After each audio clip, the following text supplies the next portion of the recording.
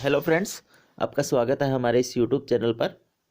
Friends, आज के इस वीडियो में हम जो है वो यूनानी भूगोलवेत्ता यानी कि ग्रीक ज्योग्राफर के बारे में पढ़ेंगे। यह ज्योग्राफिकल थॉट के जो वीडियो है उसके क्रम में दूसरा वीडियो है। पहला वीडियो है वो आपको हमारे यूट्यूब चैनल पर मिल जाएगा। फ्रेंड्स, ऐसे ही वीडियो की लगातार जानकारी के लिए हमारे टेलीग्राम चैनल को जरूर ज्वाइन कीजिए। तो चलिए स्टार्ट करते हैं। Greek geographer. फ्रेंड्स, प्राचीन काल में जो भूगोल का सर्वाधिक विकास है वो ग्रीक यानी यूनान से हुआ था। यहाँ पर जो है काफ़ी व्यवस्थित रूप से जो है वो भूगोल का अध्ययन है वो स्टार्ट हुआ था। यहाँ पर स्टार्ट के तीन मुख्य कारण थे। याद रखिएगा, यह मुख्य प्रश्न है, कई बार पूछा भी गया है कि यूनान में भूगोल का विकास किस प्रकार हुआ। तो यहाँ पर इसके विकास के तीन मुख्य कारण हैं, वो है या फिर तीन क्रियाएं हैं वो है मानी जाती है। ये तीन कारण हैं वो आप याद रखिएगा, कई बार है वो पूछे जा चुके हैं। तो पहला है भौगोलिक अन्वेषण तथा तथ्यों का संग्रहण। यहाँ पर क्या है, भौगोलिक अन्वेषण है वो स्टार्ट हो गया था और तथ्यों को संग्रहित है वो किया जाने लगा था, जिसकी वजह से भूगोल का विकास हुआ।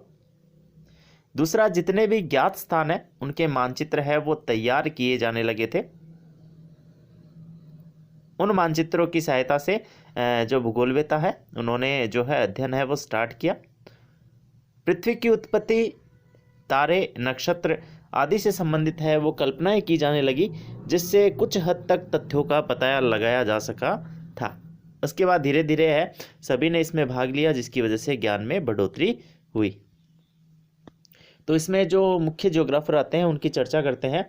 सबसे पहले आता है होमर। होमर के बारे में जितने भी प्रश्न बनते हैं वो मैं बता रहा हूँ आपको। महाकाव्य लिखे थे उन्होंने इलियड और ओडिसी। इलियड और ओडिसी, ये आपको ध्यान में रखना है, ये प्रश्न कई बार आ चुका है। हम इसमें उन्हीं प्रश्नों का अध्ययन कर रहे हैं जो बार बार पूछे जाते हैं। तो ये पूछा जाता है इलियड और ओडिसी किसके रचनाएं हैं, तो आपको उत्तर देना है होमर।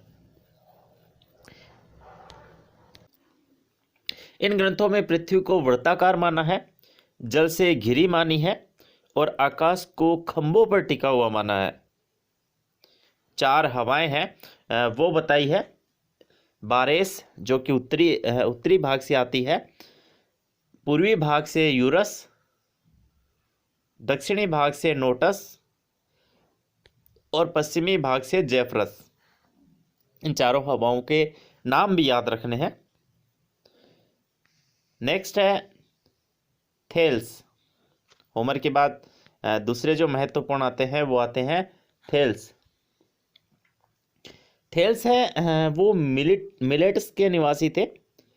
इन्होंने जो गणितीय भूगोल है उसका विकास किया था। प्रश्न यदि आता है गणितीय भूगोल का विकास किसने किया, तो आप जो है वो थेल्स के बारे में लिख सकते हैं। नेक्स्ट आते हैं अनेक्जिमेंडर। ये महत्वपूर्ण है, इनके बारे में कई प्रश्न हैं वो आज तक पूछे गए हैं। तो अनेक्जिमेंडर है, उन्होंने माना था कि ब्रह्मांड की उत्पत्ति है वो प्रलय से हुई थी। इसके अलावा इन्होंने नोमोन नामक धूप घड़ी का आविष्कार है वो किया था, जिसमें सूर्य की रोशनी से जो है वो समय का ज्ञान है वो प्राप्त होता था। उन्होंने मापक के अनुसार विश्व का प्रथम मानचित्र तैयार किया था। काफ़ी महत्वपूर्ण है, मापक के आधार पर विश्व का प्रथम मानचित्र किसने तैयार किया था, तो उत्तर होगा अनेक्जिमेंडर। जियोत्पत्ति का जो सिद्धांत है उसमें पाइथागोरस ने प्रथम बार बताया था कि पृथ्वी गोल है, अपने अक्ष पर घूमती है। ये पाइथागोरस के बारे में है। और ग्लोब की परिकल्पना प्रस्तुत की थी पाइथागोरस ने। अनेक्जिमेंडर के बारे में ये प्रश्न बनता है कि इन्होंने मापक के अनुसार पृथ्वी का प्रथम मानचित्र है वो बनाया था।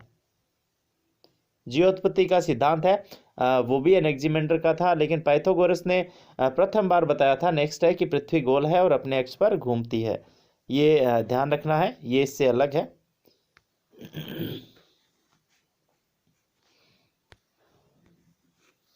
पाइथागोरस के बारे में है। नेक्स्ट जो आते हैं वो है हिकेटियस। हिकेटियस जिसे भूगोल का पिता कहा जाता है, फादर ऑफ ज्योग्राफी कहा जाता है। इन्होंने पुस्तक लिखी थी जस पीरियोडस। ये अपने को ध्यान में रखना है, ये सबसे महत्वपूर्ण चीज है। इनकी पुस्तक के बारे में ही पूछा जाता है, क्योंकि इन्हें फादर ऑफ ज्योग्राफी कहा जाता है, भूगोल के पिता। इन्होंने जो है वो प्रादेशिक भूगोल की नींव है वो रखी थी। ये जो है वो प्रादेशिक भूगोलवेता थे। ये भी मिलेटस के नवासी थे। इन्होंने मिस्र जो है, इजिप्ट, उसे नील नदी का तोहफा बताया था। इन्होंने जस पीरियोडिस, ये और ध्यान रखना, जस पीरियोडिस के एक भाग में यूरोप का वर्णन किया था और दूसरे भाग में एशिया और अफ्रीका का वर्णन किया था। क्योंकि फ्रेंड्स इस समय तक ज्ञात है वो तीन ही महाद्वीप थे, यूरोप, एशिया और अफ्रीका। इसके अलावा किसी चीज़ के बारे में जानकारी है वो इन्हें नहीं थी। 500 ईस्वी तक यही चीज़ें हैं वो ज्ञात की थी। 1492 में जाकर अमेरिका के बारे में है वो पता लगा था। Next, Herodotus. हेरोडोटस को जो है वो फादर ऑफ हिस्ट्री कहा जाता है, इतिहास के पिता। लेकिन इन्होंने भूगोल के बारे में भी है वो काफ़ी जानकारी प्रदान की है। इन्होंने भूगोल के बारे में जो है वो बताया है, कई जानकारी है इन्होंने वो बताई है। जैसे कि इन्होंने कैस्पियन सागर को आंतरिक सागर बताया था, पहली बार ऐसा हुआ था। इससे पहले जो कैस्पियन सागर है उसे बाहरी सागर है वो बताया था, लेकिन इन्होंने बताया कि चारों तरफ से स्थल से घिरा हुआ है और ये आंतरिक सागर है। इन्होंने ही जो है वो पर्यावरणवाद की विचारधारा का जो है वो जन्म दाता माना जाता है। पर्यावरणवाद की विचारधारा इन्होंने ही दी थी और इन्होंने ही जो दलदली भूभाग है उसे डेल्टा अक्षर की भांति डेल्टा नाम है वो दिया था। तो इनके बारे में ये तथ्य हमें ध्यान में रखने हैं। नेक्स्ट है प्लेटो। प्लेटो ने पृथ्वी को दीर्घवृत्तीय, इसकी स्थिति को केंद्र में माना था। ये माना था कि भाई पृथ्वी है वो केंद्र में है और बाकी सभी जो है वो इनके चारों तरफ है वो चक्कर लगाते हैं, यानी कि पृथ्वी केंद्र में है और सभी पृथ्वी के चारों ओर चक्कर लगाते हैं जितने भी ग्रह हैं, ये इन्होंने माना था। नेक्स्ट है अरस्तु, एरिस्टोटल। अरस्तु ने अपनी पुस्तक, ये पुस्तक ध्यान में रखनी है अरस्तु की। अरस्तु की जो पुस्तक थी वो थी जो है टेरेस्ट ऑफ द हेवन। इन्होंने इस पुस्तक के अंदर पृथ्वी से संबंधित तथ्यों का है वो वर्णन किया है। इनके विचार लगभग प्लेटो के समान थे, क्योंकि प्लेटो के शिष्य थे, तो प्लेटो के समान विचार थे। अरस्तु ने 3 ताप कटिबंध बताए हैं, उष्ण, शीत, शीतोष्ण। और साथ ही इन्होंने चंद्र ग्रहण, भूकंप और ज्वालामुखी के कारण भी बताए थे। किसने? अरस्तु ने। अरस्तु है, इन्हें जीव विज्ञान का पिता भी कहा जाता है और लगभग सभी विषयों से इनका संबंध है वो आपको मिल जाएगा। नेक्स्ट, एक ही प्रश्न बनता है, याद रखना है, वनस्पति भूगोल की नींव किसने डाली? तो थियोफ्रेस्टस जो है इन्होंने वनस्पति भूगोल की नींव डाली थी। ये प्रश्न हमें याद रखना है। नेक्स्ट है इरेटोस्थेनीज, जिन्हें फादर ऑफ सिस्टमैटिक ज्योग्राफी कहा जाता है। इन्होंने ही ज्योग्राफी शब्द का सबसे पहले प्रयोग किया था ज्योग्राफिया में। तो इनकी पुस्तक है वो पूछी जा सकती है, तो आपको याद रखना है इनकी पुस्तक है वो है ज्योग्राफिया। इन्होंने सीन है, यानी सीन स्थान है वह मिस्र में है, उसको कर्क रेखा पर स्थित माना था। सीन को कर्क रेखा यानी 23.5 डिग्री नॉर्थ है उस पर स्थित है वो माना था। और सिकंदरिया को जो है उत्तर में माना था और 21 जून के दिन सूर्य की किरणों का परीक्षण किया था।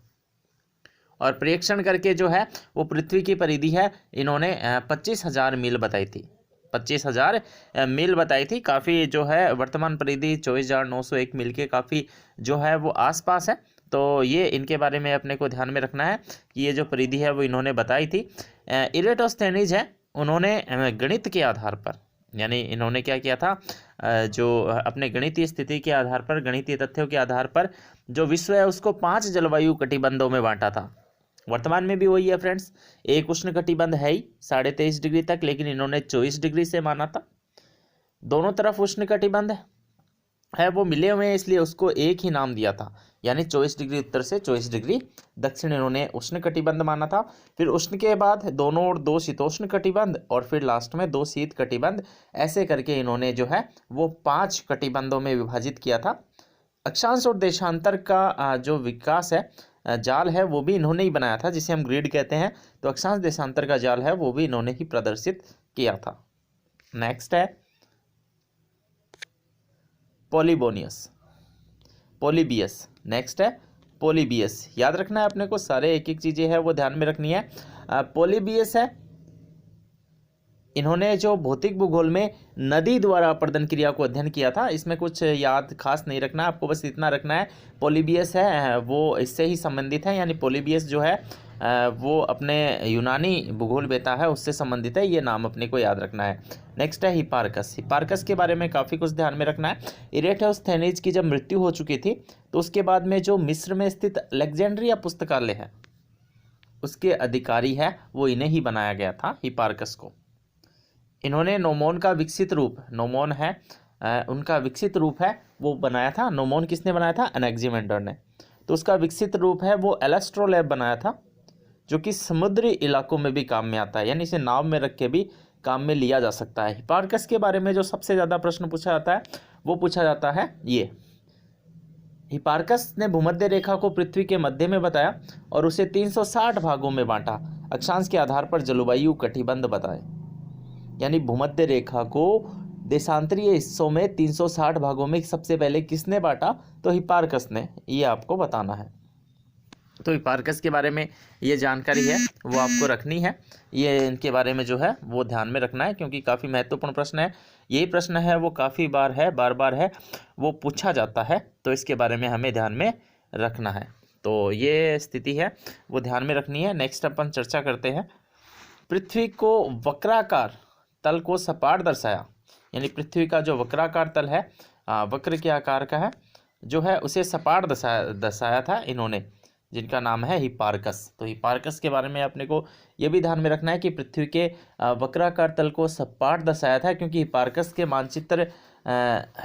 ने मानचित्र प्रक्षेप का आविष्कार किया था।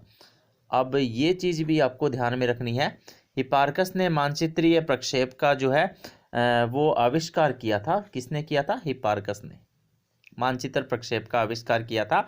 और स्टीरियोग्राफिक और ऑर्थोग्राफिक प्रक्षेप है उनके उपयोग को समझाया था। किसने? हिपार्कस ने। तो हिपार्कस के बारे में दो मुख्य प्रश्न बनते हैं, 360 भागों में बांटा और जो है वो किसका आविष्कार किया? प्रक्षेप का आविष्कार किया था। नेक्स्ट आता है पोसिडोनियस। पोसिडोनियस है वो भौतिक भूगोलवेता थे। इन्होंने ज्वार भाटा का विवरण है वो प्रस्तुत किया था, ज्वार भाटा के बारे में बताया था। इन्होंने पृथ्वी की परिधि का गलत माप माना था 18,000 मील, जिसका सबने समर्थन किया। इन्होंने गलत जो मान निकाला था उसका सबने समर्थन किया था। दूसरी बात उन्होंने बताई थी कि सूर्य कर्क व मकर रेखा पर अधिक अवधि तक रुकता है, अतः भूमध्य रेखा पर मानव बसाव है। यानी अरस्तु ने बताया था भूमध्य रेखा पर मानव बसाव नहीं है, लेकिन पोसिडोनियस ने बताया था कि भूमध्य रेखा पर मानव बसाव है। लेकिन ये सही तथ्य था जिसका किसी ने विश्वास नहीं किया, लेकिन जो गलत बात थी, परिधि निकाली थी 18,000 मील, उसका सबने समर्थन किया था। इनकी पुस्तक थी द ओशियन। तो अपने को याद रखना है द ओशियन जो पुस्तक है वो पोसिडोनियस की थी। दूसरा, इन्होंने सबसे बताया था कि भूमध्य कर्क रेखा और मकर रेखा पर सूर्य अधिक अवधि पर रुकता है और मानव बसा है वो भूमध्य रेखा पर भी है। तो ये बात अपने को ध्यान में रखनी है। नेक्स्ट जो आता है वो आता है डेमोक्रिटिस। डेमोक्रिटिस के बारे में भी कुछ खास ध्यान में नहीं रखना है, इतना ही ध्यान रखना है कि इन्होंने जो है वो यूनानी भूगोलवेता है, इनके बारे में यही ध्यान रखना है। फिर भी एक तय बता देता हूँ, विश्व का ऐसा मानचित्र बनाया जो पूर्व से पश्चिम की ओर फैला हुआ था। स्ट्रेबो है फ्रेंड्स वो रोमन भूगोलवेता थे। स्ट्रेबो है वो रोमन भूगोलवेता थे, अपने को ध्यान में रखना है, ये बात ध्यान रखना है। लेकिन इनके बारे में एक यूनानी तथ्य है वो बताना है, इसलिए मैंने आपको इसमें शामिल किया है। इन्होंने ज्योग्राफी नामक पुस्तक 17 खंडों में लिखी थी। ऐतिहासिक स्मृतियाँ भी इनकी पुस्तक थी। इनके बारे में खास बात क्या है, ये रोमन के थे, लेकिन रोमन होते हुए भी यूनानी जो भाषा का प्रयोग करते थे। तो अपने को ध्यान में रखना है, स्ट्रेबो है वो यूनानी नहीं थे बल्कि रोमन ही थे, लेकिन ये रोमन होते हुए भी यूनानी भाषा का प्रयोग करने वाले भूगोलवेता थे। तो ये थे अपने यूनानी भूगोलवेता जिसके बारे में मैंने लगभग सभी जो प्रश्न रिपीट होते हैं वो मैंने बता दिए हैं। आपको ये वीडियो कैसे लगा है इसके संदर्भ में ज़रूर बताइएगा, और हमारे टेलीग्राम चैनल को ज्वाइन कीजिए, और इस वीडियो को भी लाइक, सब्सक्राइब और शेयर ज़रूर कर दीजिए। धन्यवाद।